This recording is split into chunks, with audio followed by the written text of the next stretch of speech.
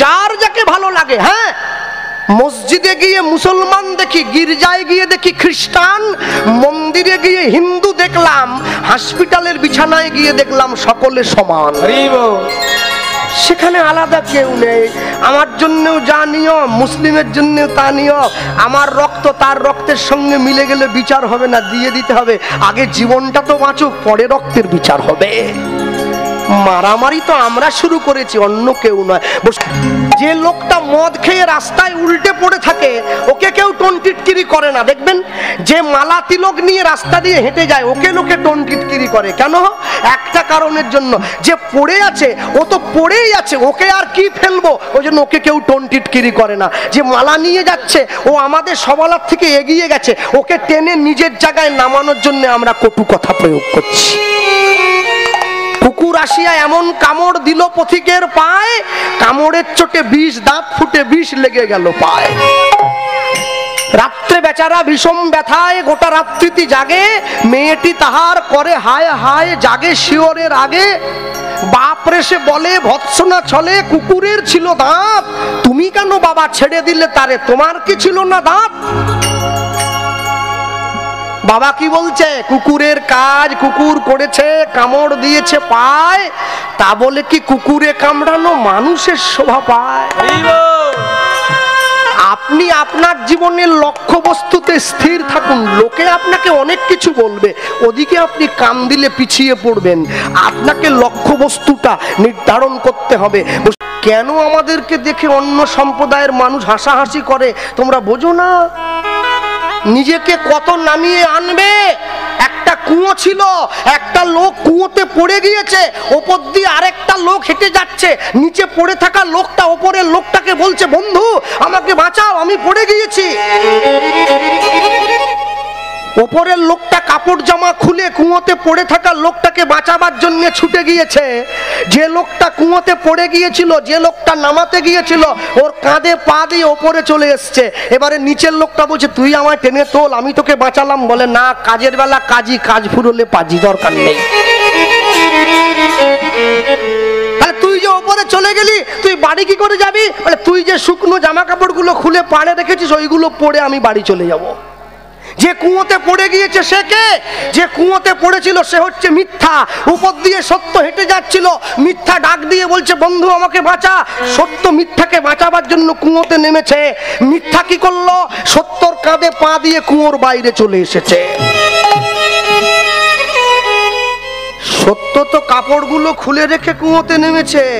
মিথ্যা কি করলো? সত্যর পোশাকটা গায়ে জড়িয়ে বাজারে ঘুরে বেড়ালো। মানুষ বুঝছে এটা সত্যি, কিন্তু না, সত্যের আবরণে মিথ্যায় মানুষ দিন দিন করে ভরে চলে যাচ্ছে। সবসময় মনে রাখবেন, জগতে যাই কিছু করুন না কেন, জীবনের প্রকৃত উদ্দেশ্যটা ঠিক রাখতে হবে। চলো লীলা মাধুর্যের মধ্যে প্রবেশ করব। এই জায়গায় বলতে গিয়ে যা বলবো, সবার আগে যেখান থেকে আমরা এসেছি, আমাদের বাড়ি হচ্ছে পশ্চিম মেদিনীপুর। মেদিনীপুর জেলাটা শেষ হয়ে গেলে, মানে একদম জঙ্গলমহলের দিকে থাকি আমরা, মেদিনীপুর জেলাটা শেষ হলে একটা জেলা পড়ে, জেলাটার নাম হচ্ছে বাঁকুড়া জেলা। বাঁকুড়াতে একটা ছোট্ট গ্রাম আছে, যে গ্রামটার নাম হচ্ছে বিষ্ণুপুর। খড়গপুর থেকে ট্রেন ধরে যেতে হয়, বিষ্ণুপুর নামে স্টেশন আছে। আপনি স্টেশনে নামার পরে যদি কোনো টোটোওয়ালা বা অটোওয়ালাকে 20 টাকা বা 25 টাকা দেন, ও আপনাকে বিষ্ণুপুর গ্রামে নিয়ে যাবে। আপনি যখনই বিষ্ণুপুর গ্রামে প্রবেশ করবেন, প্রবেশ করার সঙ্গে সঙ্গে দেখবেন ওপরে বড় করে একটা সাইনবোর্ড দেওয়া আছে, সেখানে লেখা আছে আপনি ঐতিহাসিক বিষ্ণুপুরে প্রবেশ করছেন। কেন ঐতিহাসিক? গ্রামের মধ্যে প্রবেশ করে আপনি রাস্তার দুদিকে তাকিয়ে দেখবেন গ্রামের মা বোনেরা বসে আছে, পোড়ামাটির তৈরি জিনিস বিক্রি করছে। বিষ্ণুপুরের পোড়ামাটির তৈরি জিনিস জগৎ বিখ্যাত, সবাই কিনে নিয়ে যায়। আর এই বিষ্ণুপুরে আরেকটা বিখ্যাত জিনিস আছে, ভগবানের সাক্ষাৎ বিগ্রহ বিষ্ণুপুরের মাটিতে। কেন সাক্ষাৎ বিগ্রহ বলছি? কেন? না, ভগবান নিজে করুণা করে এসে গিয়েছে বিষ্ণুপুরের মাটিতে। কেন জানেন? আপনাদের যে মন্দির সামনে আছে, মা মহামায়া দাঁড়িয়ে আছে মন্দিরে, এই মন্দিরের ভগবানকে, এই মন্দিরের মা মহামায়াকে প্রতি বছর একবার করে রং করতে হয়, পরিষ্কার করতে হয়, কাপড় পরাতে হয়। বিষ্ণুপুরে যে ভগবান দাঁড়িয়ে আছে মন্দিরের মধ্যে, আজকে 450 বছরেরও বেশি পুরনো হয়ে গেছে, একইভাবে একই আসনে দাঁড়িয়ে আছে, কোনোদিন তাকে রং করা হয়নি, কোনোদিন সাজানো হয়নি। আপনি কালকে সকালবেলায় গিয়ে যদি দেখেন, আপনি দেখলে ভাববেন এইমাত্র কিনে এনে কেউ বাজার থেকে বসিয়ে দিয়েছে। যদি বিশ্বাস না হয় এক্ষুনি মোবাইলে নেটে সার্চ করে দেখুন, এক্ষুনি দেখতে পাবেন ভগবানের লীলা বিগ্রহ এত সুন্দর দাঁড়িয়ে আছে। যে ভগবান বিষ্ণুপুরের মাঠে দাঁড়িয়ে আছে সেই ভগবান অন্য কেউ নয়, সে ভগবান হচ্ছে সাক্ষাৎ মদন মোহন। কার হাত ধরে প্রতিষ্ঠা পেয়েছে? রাজা গোপাল সিংহের হাত ধরে প্রতিষ্ঠা পেয়েছে। লীলা মাধুর্য হরিবাসরের এই সুন্দর রাত্রিকালীন এত সুন্দর ভক্ত শোভা পরিবেশে দাঁড়িয়ে লীলা পুরুষোত্তম বিষ্ণুপুরের মদন মোহন। হরিবল হরিবল হরিবল। আমি বলতে গিয়ে সবার আগে একটা কথাই তুলে ধরবো সকলের সামনে। আজ থেকে 450 বছরেরও বেশি পূর্বে বাঁকুড়া বিষ্ণুপুরের মাটিতে একজন ক্ষত্রিয় বাড়ির ব্রাহ্মণ বাস করত, যে ব্রাহ্মণের নাম ছিল সনাতন দাস। বিষ্ণু মহাজন লিখতে গিয়ে লিখেছেন, গাও পুন পুন শ্রী গৌরাঙ্গের গুণ উলুধ্বনি।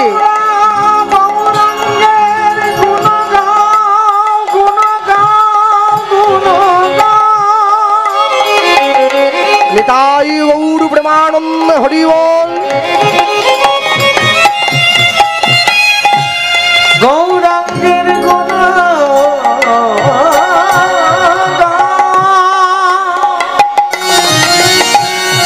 গৌরাঙ্গের গুণ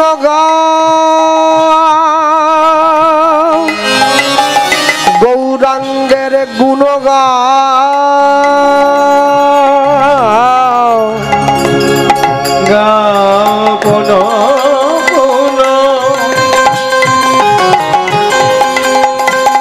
শ্রী গৌরাঙ্গে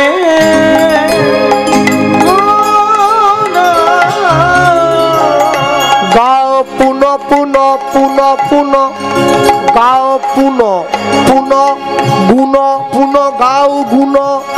যার নুন খেলে তার গুণ গাও, নইলে মানুষ তোমায় বেঈমান বলবে, অকৃতজ্ঞ বলবে। গাও পুন পুন শ্রী গৌরাঙ্গের গুণ। পুন পুন শ্রী গৌরাঙ্গের গুণ। আচ্ছা জয়নি, তাই আমি সকাল থেকে সন্ধে পর্যন্ত লোক ঠকাবো, 2 নম্বরই করবো, চিটিংবাজি করবো, সন্ধেবেলা বসে গৌরাঙ্গের নাম বলে নেবো, তাহলে হবে তো? হবে না তো। কি করে হবে?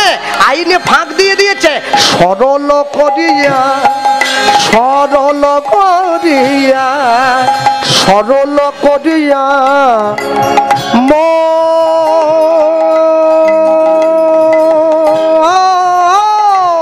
নিতাই গৌর হরি বল।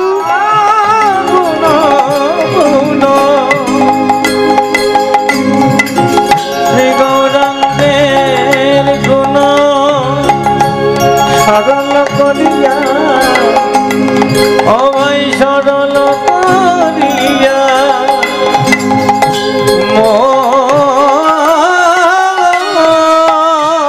এতিন ভুবনে আমি এমন দয়াল না দেখো এক তিন ভুবনে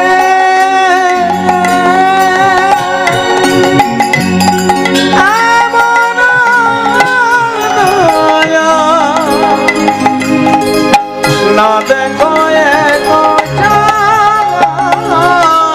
আমি এতিন ভুবনে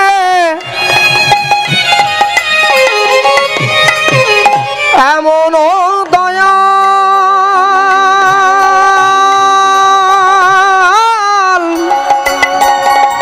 না দেখো এক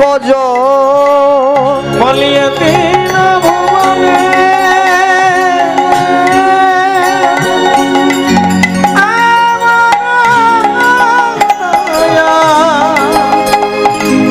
না দেখো এমন দয়াল আর দেখি নাই, আমি এমন দয়াল আর দেখি না, আমি এমন দয়াল আর দেখি নাই, আমি এমন দয়াল আর দেখি না, যেজন মার খাবে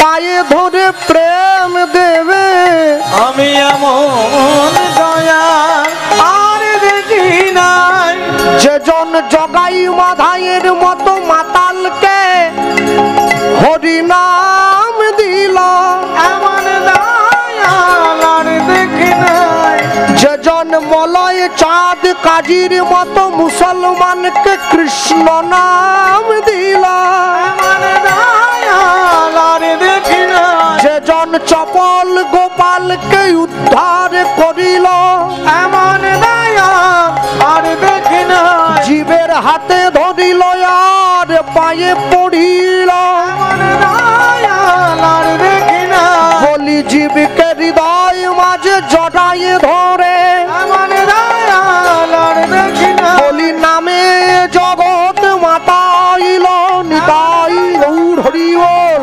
আমি জগৎ মাতাই, এমন দয়াল আর দেখি নাই, এমন দয়াল আর দেখি নাই, এ তিন ভুবনে এমন দয়াল না দেখো একজন, এ তিন ভুবনে এমন দয়াল না দেখো একজন।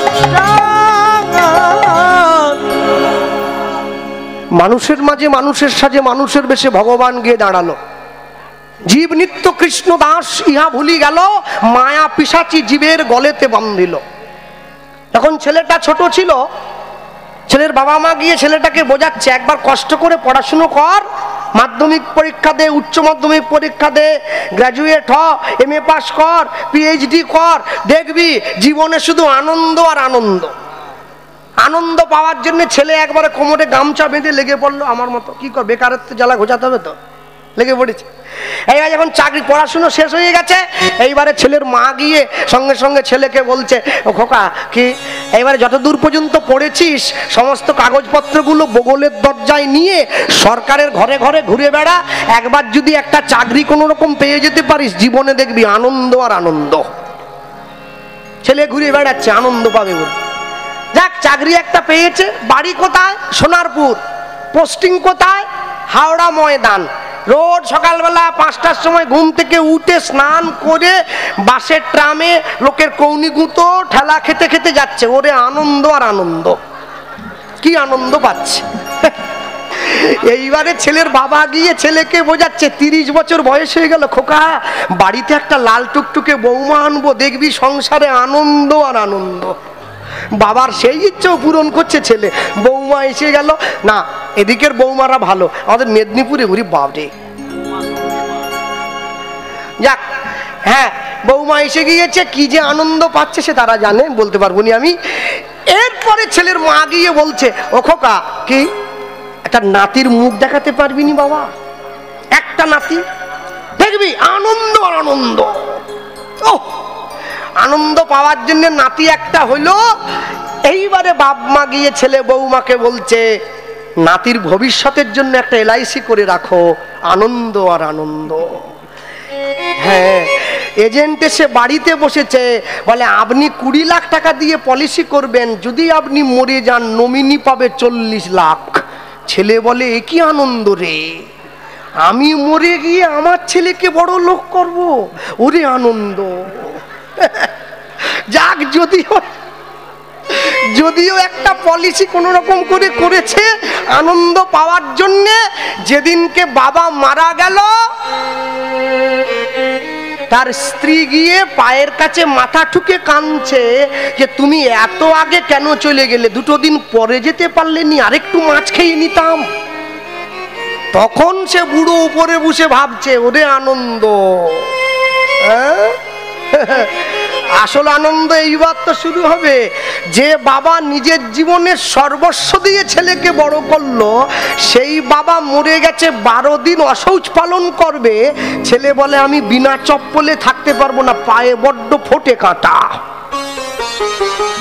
চপ্পল পরে বাবার শ্রাদ্ধের নিমন্ত্রণ করতে যাচ্ছে, তখন পাড়ার লোক ভাবছে ওরে আনন্দ, এইবার তো আনন্দ।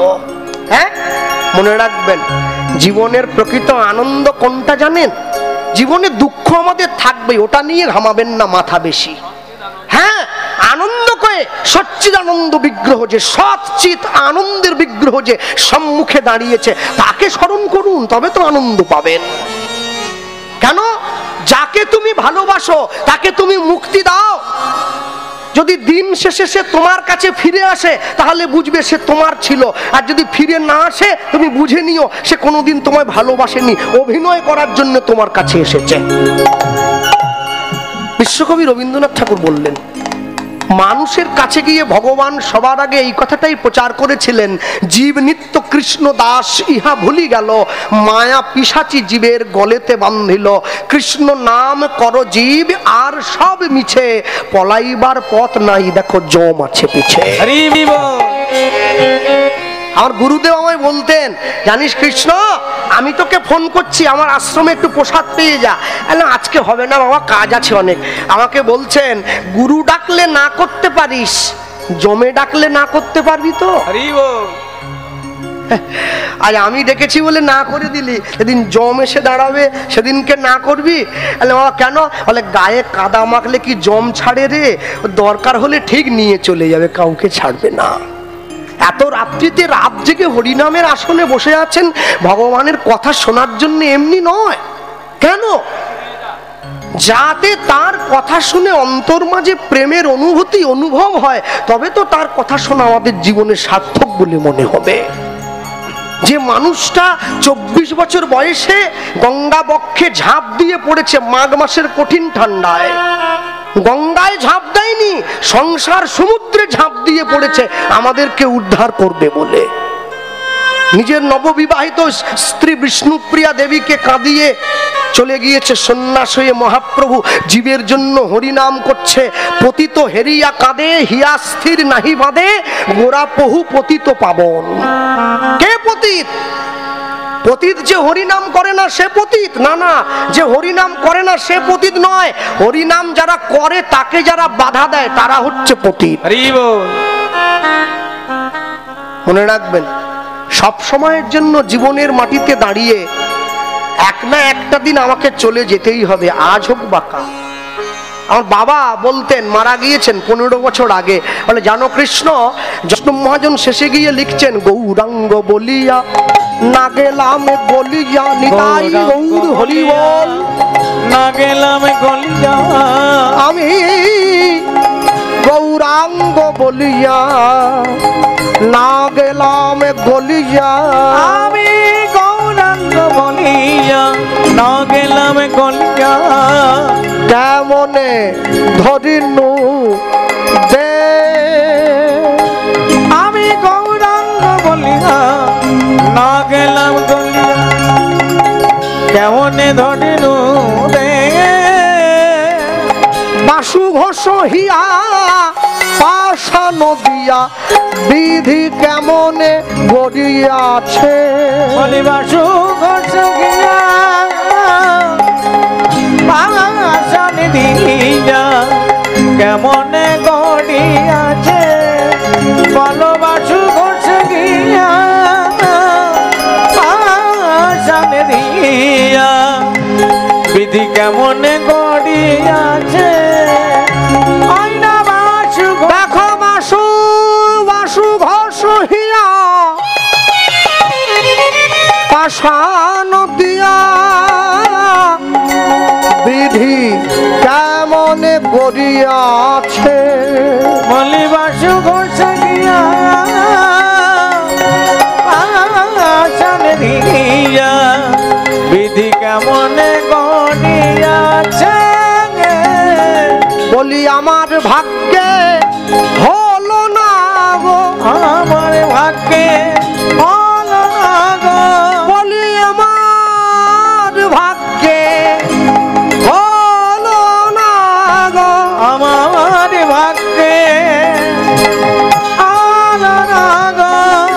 সবাই তোমার নাম নিল, বলি আমার ভাগ্যে হলো না গো, বলি পতিত পাবন অবতারে আমার ভাগ্যে হলো না গো, ওগো আমি পতিত রইলাম পড়ে, আমার ভাগ্যে হলো না গো, বলি পতিত পাবন অবতারে আমার ভাগ্যে হলো না গো, ওগো আমি পতিত রইলাম পড়ে, আমার ভাগ্যে হলো না গো, তোমার নাম বুঝি নেওয়া হলো না, নিতাই গৌর হরি বল।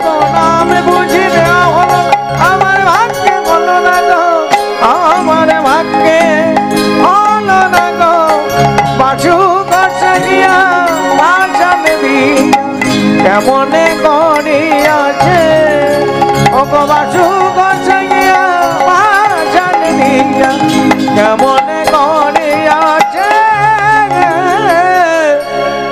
গৌরাঙ্গ বলিয়া না গেলাম গলিয়া কেমনে ধরিনু দে, কেমনে ধরিনু দে বাসু ঘোষ হইয়া পাষাণ দিয়া পাষাণ দিয়া, কেমনে গড়িয়াছে, ভালো বিধি কেমনে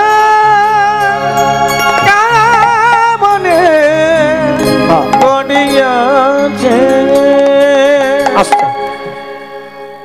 ফুচকার দোকানে গিয়ে যখন ফুচকা খাওয়ার জন্য আমরা দাঁড়াই, একটা কাঁচের পেটির মধ্যে ফুচকাগুলো থাকে, ফুচকাটা খাওয়ার জন্য তেঁতুল জলটা হাঁড়ির মধ্যে গুলিয়ে রাখা হয়। আচ্ছা, ফুচকাটাকে নিয়ে যদি জলের ওপর ছেড়ে দেওয়া হয়, ওটা কিন্তু ডুবে যায় না, ভেসে থাকে।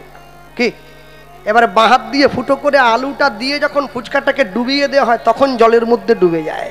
মানব জীবনটা কিন্তু চট করে ভক্তির সাগরে ডুবতে চাইবে না, ওটা ভেসে থাকতে চায়। হ্যাঁ, কৃষ্ণ নামের আলুটা যখন অন্তরে প্রবেশ করে যায়, তখনই ভক্তির সাগরে ডুব দেওয়া যায়। আর জীবন যখন ভেসে থাকবে, দেখবেন জীবনে যদি ভক্তির প্রবেশ না ঘটে, হরিনামের আসনে বসলে ঘুম পায়। আধ ঘন্টা বসার পরে উঠে একটু মনটা বাইরের থেকে ঘুরে আসতে চায়, একটু ঘুরে আসলে কেমন হতো, পাটা ধরে যাচ্ছে। কিন্তু সেই আমি যখন সিরিয়ালের সামনে গিয়ে বসি, ঘন্টার পর ঘন্টা বসে থাকি, আমার ঘুমও পায় না, উঠে যেতেও ইচ্ছে করে না। কেন জানো? সিরিয়ালের সঙ্গে আমার মনের মিল হয়ে গেছে, তাই উঠে যেতে ইচ্ছা করছে না। যতক্ষণ না পর্যন্ত ভগবানের নামের সঙ্গে, ভগবানের আত্মার সঙ্গে দেহ আত্মাটা এক না হবে, মন কোনোদিন তার প্রতি স্থির হবে না। হ্যাঁ, সব সময় মনে রাখবেন, জগতের মাটিতে এত সুন্দর মানব জীবনটা পেয়েছেন, মনে মনে কি ভাবছেন? আজকের দিনটা পেরিয়ে যাক, কালকে সকাল থেকে যা করি করব, এ চিন্তাটা বাদ দিতে হবে অন্তর থেকে। আজকের দিনটা পেরিয়ে গেলে আমার জীবন থেকে একদিন পরমায়ু বাদ হয়ে গেল, আমি কালকে সকালে সূর্য দেখতেও পারি, নাও দেখতে পারি। তাহলে আমার জীবনের পরমায়ু যদি একটু করে মৃত্যুর দিকে এগিয়ে চলে যাচ্ছে, তাহলে আমার কি উচিত নয় এখন থেকে যাকে আমি ভালোবাসি তার চরণটা স্মরণ করে নেওয়া? যে যাকে ভালোবাসে, কালীকে ভালোবাসুক, দুর্গাকে ভালোবাসুক, শিবকে ভালোবাসুক, অনুকূল চন্দ্রকে ভালোবাসুক, বালক ব্রহ্মচারীকে ভালো, যে যাকে ভালো লাগে। ভালোবাসার বস্তু আলাদা হতে পারে, কিন্তু যাব সকলে একই জায়গায়। যে মা কালীকে ভালোবাসে, সে যখন মারা যাবে, মারা যাওয়ার পরে কিন্তু তাকে যখন শ্মশান ঘাটে নিয়ে যাওয়া হবে, জয় কালী বলে নিয়ে যাওয়া হবে না, বল হরি হরি বল বলেই নিয়ে যাওয়া হবে। কেন? মাও তো চায় যে আমার ভক্ত একটু হরিনাম করুক। পৃথিবীতে যত দেবদেবী আছে সবাই চায় একটু হরিনাম সংকীর্তন শুনবো। কলিযুগের জীবের সব থেকে বড় প্রাপ্তি কি জানো?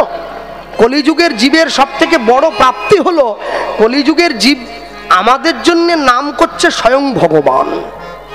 যত যুগ আছে, সত্য ত্রেতা দ্বাপর, আসতে রাতের অন্ধকারে মাইকের মাধ্যমে যা প্রচার করে গেলাম, খাঁটি কথা, কথা কাটতে পারবেন না, শুনতে হবে। যতগুলো যুগ হয়েছে পৃথিবীতে, সত্য ত্রেতা দ্বাপর, সব যুগে ভগবান বসে আছে সিংহাসনে, ভক্ত ছুটে গিয়েছে ভগবানের কাছে। কলিযুগের ভগবান সিংহাসনে বসেননি, মানুষের কাছে ছুটে গিয়েছে, একবার হরিনাম বলো। জীবের হাতে ধরেছে, পায়ে পড়েছে, বুকে জড়িয়ে ধরেছে, একবার কৃষ্ণ নাম বলো। তাও তো জীব বলে না, তাও বলে না। কত কেঁদেছে, নিতাই চাঁদের কপালটা ফাটিয়ে দিয়েছে, মাথায় ছুটে গিয়ে মদের কলসি দিয়ে দরদর করে রক্ত গড়িয়ে পড়েছে। তারপরেও কি বলেছিল? মেরেছিস কলসির কানা, তা বলে কি প্রেম দেব না? কত বড় করুণা ঠাকুর একবার দেখো। এই করুণা কোন যুগে কোন কালে তোমরা পাবে? কোন দিন পাবে? কোনদিন পাওনি আর কোনদিন পাবেও না। কোনদিন পাওনি, কোনদিন পাবে না, একবারে গ্যারেন্টি দিয়ে গেলাম। নিতাই চাঁদের কপালটা দিয়ে দরদর করে রক্ত গড়িয়ে পড়ছে। হরিদাস ঠাকুর নিতাই চাঁদকে হাত ধরে টান দিয়ে নিয়ে যাচ্ছে। জগাই গিয়ে মাধাইকে ধমক দিয়েছে, ভাই কাজটা কিন্তু ঠিক হলো না, বৈষ্ণবের গায়ে হাত তোলাটা কি ঠিক হলো রে? হাজার হলেও আমরা ব্রাহ্মণ তো। মাধাই ছুটে গিয়ে জগাইয়ের পা দুটো জড়িয়ে ধরেছে, তুই না আমার বড় ভাই, তুই আমাকে শাসন করবি, অধিকার তোর আছে, আমি না বললাম না, শাসন কর। কিন্তু কেন মারলাম জানিস? কেন? বাংলায় একটা কথা আছে জানিস না, কান টানলে মাথা আসে। বলে হ্যাঁ, নিতাই চাঁদের কপালটা ফাটিয়ে মহাপ্রভুকে জানিয়ে দিলাম, নবদ্বীপে এখনো দুটো পতিত পড়ে আছে, তুমি উদ্ধার করবে কবে? নিজের কপালের রক্তটা চেপে ধরে নিতাই চাঁদ মহাপ্রভুর কাছে গিয়ে দাঁড়াবে। বড় ভাইয়ের রক্ত দেখে ছোট ভাই আমাদেরকে মারার জন্য ছুটে আসবে। বলে হ্যাঁ, আমরা দুই ভাই গিয়ে মহাপ্রভুর চরণে পড়বো, হরিনাম বলে উদ্ধার হব। এর থেকে ভালো সুযোগ কি আর পাওয়া যায়? বাড়ির দরজায় গঙ্গা এসে গিয়েছে, স্নান করবি না? আজ করবি না তো কবে করবি? দক্ষিণ 24 পরগনার মানুষের জনম ধন্য বলে আমি মনে করি। তোমাদের ঘরে মহাপ্রভু এসেছে, বারুইপুরে আটিসারা অনন্ত আচার্য ব্রাহ্মণের ঘরে মহাপ্রভু ছিল দুদিন। তাই তো কীর্তনের ঢল নেমেছে এত। আমি যখন বাঁকুড়ার দিকে কীর্তনে যাই, আমি কদিন আগে গিয়েছিলাম, এর থেকে 3 গুণ লোক হয়েছে। কিন্তু আশ্চর্য কি জানো, লোকগুলো বসে আছে যেন পুতোর মতো, শিলের উপরে পুতো থাকে না, পুতোর মতো বসে। হরি বল, হাত তোলো। নামার পরে কমিটির বাবুকে বললাম, এইরকম বসে আছে কেন এই লোকগুলো? কেন? দক্ষিণ 24 পরগনায় উলুধ্বনি বলার সঙ্গে সঙ্গে আসরের প্যান্ডেল যেন ফেটে যাবে মনে হচ্ছে। আরে কি বয়স্ক মানুষটা আমাকে বলছে, কৃষ্ণবাবু বাঁকুড়ায় তো মহাপ্রভু আসেনি, ওই জন্য প্রেম নাই, সব বসে আছে।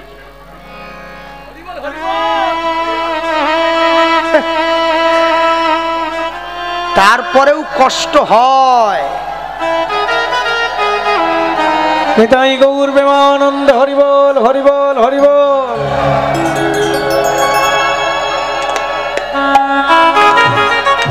বলো,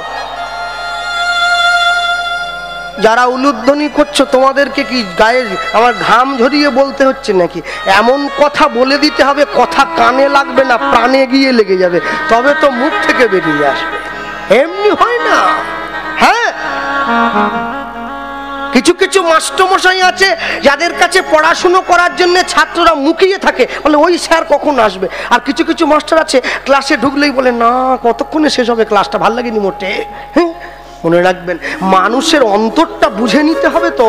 আপনারে লয়ে বিব্রত রহিতে আসে নাই কেহ অবনি পরে, সকলের তরে সকলে আমরা, প্রত্যেকে আমরা পরের তরে। আমি নিজে ভালো থাকবো, নিজে ভালো খাবো, এই চিন্তা করার জন্য জগতে আসিনি। আমি দুঃখ পেয়েছিলাম কোন দিন জানেন? দোলের দিন আপনাদের বারুইপুরে আমার কীর্তন ছিল, দোল পূর্ণিমার দিন। দোল পূর্ণিমার দিন কীর্তন করতে নেমেছি, 4টে ছেলে এগিয়ে এসছে। আমি গাড়ি থেকে নামার পরে আমাকে বলছে, কৃষ্ণবাবু গায়ে একটু রং দেবো? বলে কম করে দাও, হরিনামে যাচ্ছি তো। বলে না, ওরকম করে দেবো না। তা কিরম করে দিবি? বলে জানেন, আমরা একটা আলু কিনেছি বাজার থেকে, বড় আলু। আলুটা মাঝখান থেকে ফালা করে কেটেছি, তারপর আলুর মাঝখানে লিখেছি আমি চোর। সেই আলুটা রঙে ডুবিয়ে আপনার পিঠে একটা ছাপ দেবো। আমি বলি আর কাকে দিয়েছ? বলে আমাদের পাড়ার যতগুলো বুড়ো বুড়ি আছে ওদের সকলের পিঠে একটা করে ছাপ দিয়েছি। আমি বললাম তাহলে পাড়ার বয়স্ক মানুষগুলোকে চোর সাজিয়ে তোমাদের লাভ? বলে ওদেরকে দেখে লোকে হাসবে, সেই হাসি দেখে আমরা হাসবো। হায় রে বাঙালি, দোল পূর্ণিমার উৎসব তোমরা এইভাবে পালন করছো।